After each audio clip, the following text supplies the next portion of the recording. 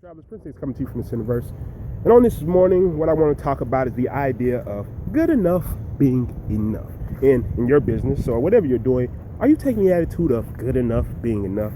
Let's face it, one of the biggest problems in most organizations is not their skill, it's not the level of ability, it's not anything to do with any of these factors. It's the mindset about how you approach business. And what do I mean by mindset? I mean the idea of good enough being enough. Look, a lot of people, when you go into an organization, they're going to say a lot of stuff. They're going to talk good. They're going to show big ideas, and they're going to run their mouth on about what they can do and what they will do. But when it comes time to really take action, they don't do shit. And why is that? Because they take the idea that good enough is enough. And the reason I say this starts with mindset, because you have to make an essential mindset shift when it comes to shifting out of the paradigm that I'm just going to do the minimum and I'm going to start doing the maximum. Now, of course, our biology tells us that we shouldn't do the maximum, we should do the minimum, just enough to get by. Hey, look, as long as my work's good, I'm not worried about it. As long as things get done, I'm not worried about it. But when you think about becoming one of those visionary organizations, do you think they're sitting on their ass talking about, well, it's good enough. I just want to manage my customers.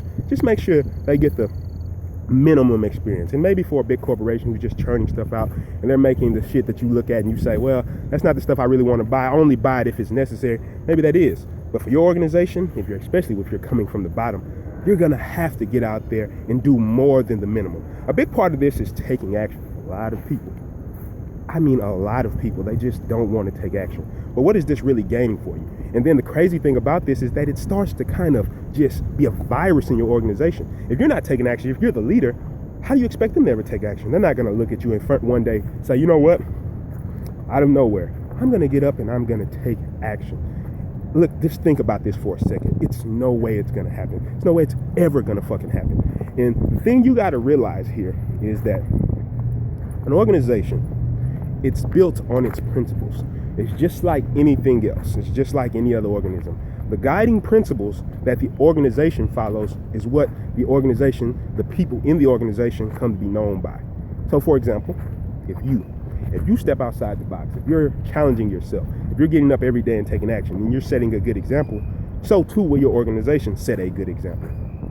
But if you're the person who's sitting on their ass all day and you're not getting up and taking action, then guess what? Your organization is not going to take action.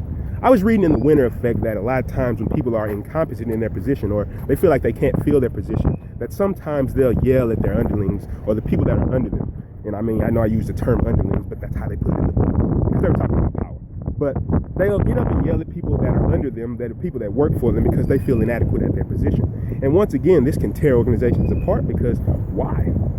People don't feel like you deserve their position because you can't handle the position. You're not setting a good example. And this is one of the things and the key essential things that I see in organizations is that people don't set a good example.